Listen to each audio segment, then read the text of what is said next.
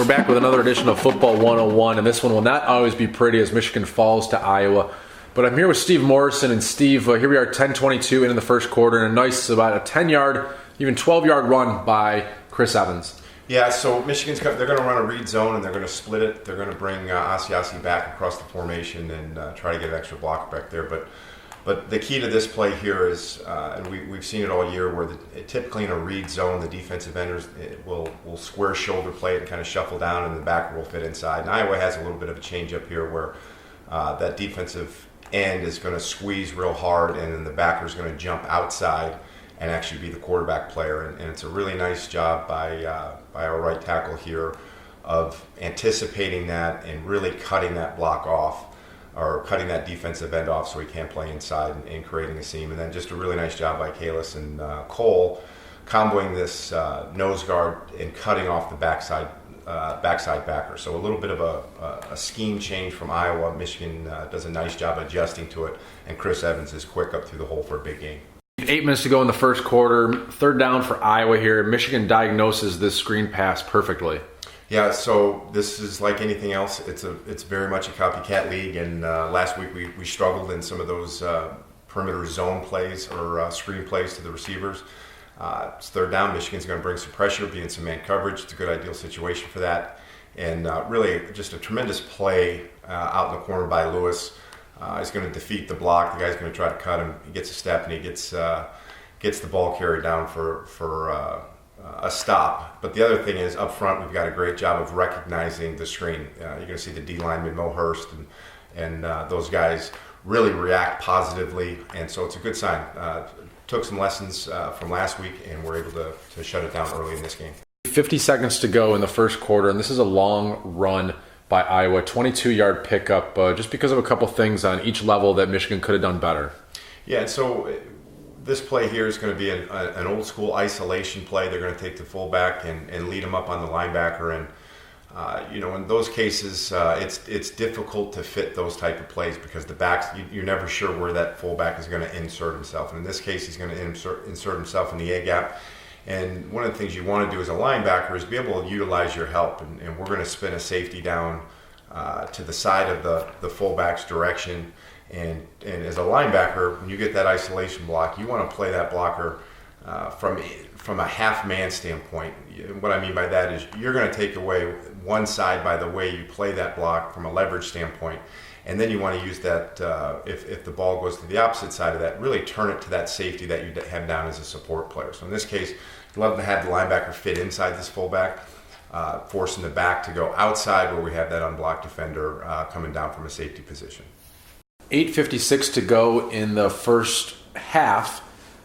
And this is Michigan's lone touchdown of the game, a nice play with Ty Isaac, in which Ty Isaac actually cuts upfield, which is something that you and I have both been saying he needs to do a better job of this season. Yeah, and particularly down here, you want to get positive yards positively, quickly, and so he does a nice job of really taking outside and then hitting it vertical and attacking the end zone. And the other nice thing here, too, is this is just going to be a simple little outside zone read type of play, but, when a good one technique from Iowa.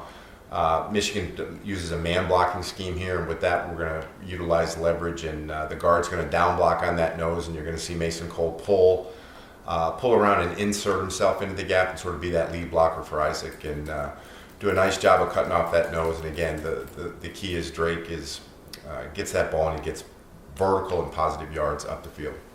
6:31 to go in the second quarter, Steve, and unfortunate play for Michigan. They're down near their own goal line, and they take a safety. It turns out to be the winning margin of the game.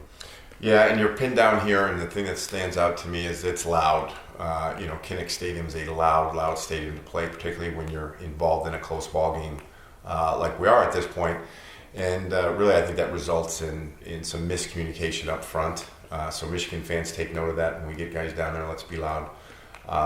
But we're going to have miscommunication, and it's just like anything. It really starts at the center position, and then you want to communicate all the way outwards. And somewhere along the lines, we get on the wrong page here, and we cut a guy loose inside. So again, it's one of those things that you're going to get into a hostile environment, and it's going to be loud.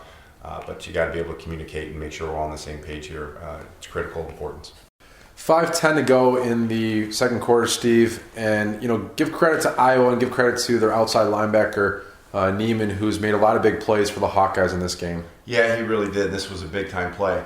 The way they play this, when we get receivers out in space and they're going to walk that outside backer, they're really he's got to play in unison with that back safety. And in this case, there's a couple different ways you can play it. You can when you're playing this bubble, you can have the outside backer be responsible for it, and the safety will now cover up any type of the inside runs.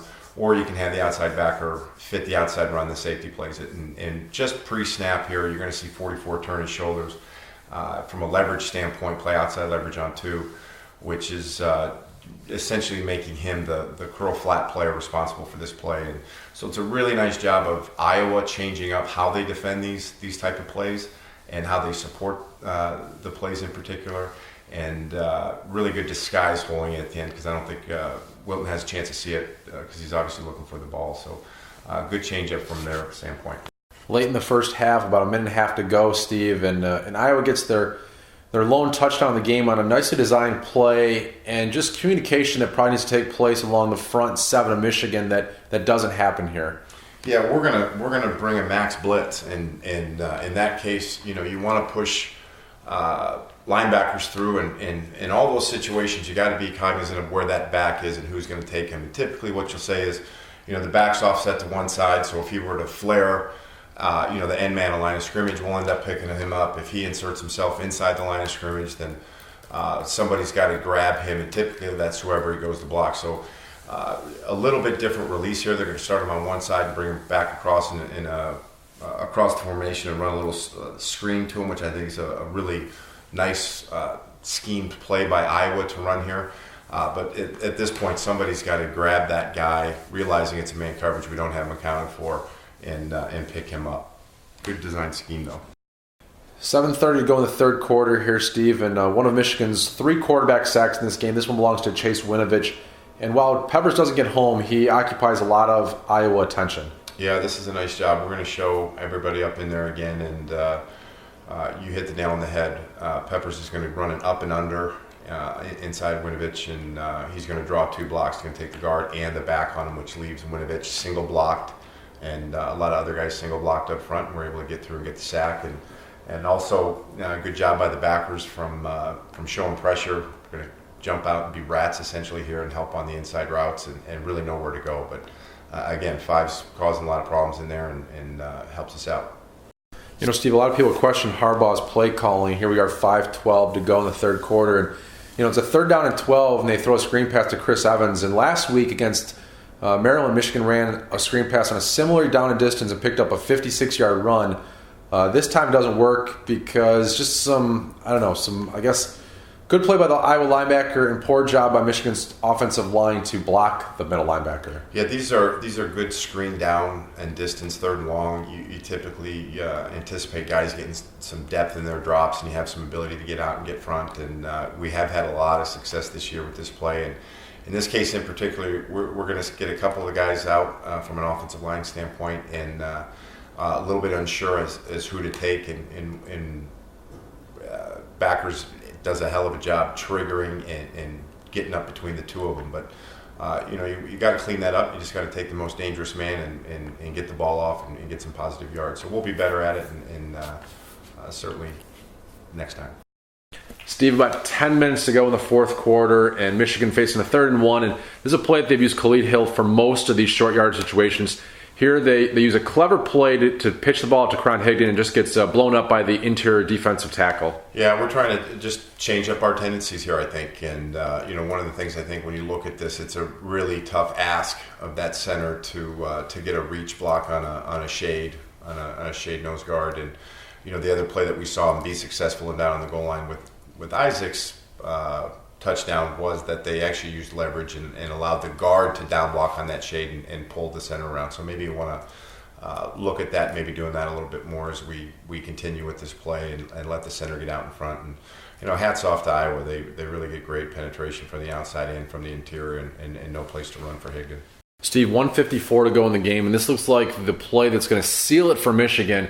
Taco Charlton gets home for a quarterback pressure, and Channing Stribling picks it off. Yeah, and the really impressive thing is this is actually Charlton playing the run. He's defending the run first. He's going to get a kick-out block by the tight end, and he gets down inside. And once he realizes it's not a run, it's a play-action pass, he immediately turns, gets vertical, and accelerates to the quarterback. And like you said, he's a one-man show here, and really covers up an area where we're almost beaten on the back end. So just a great individual effort, guy not giving up and giving us a chance to try to seal this game out.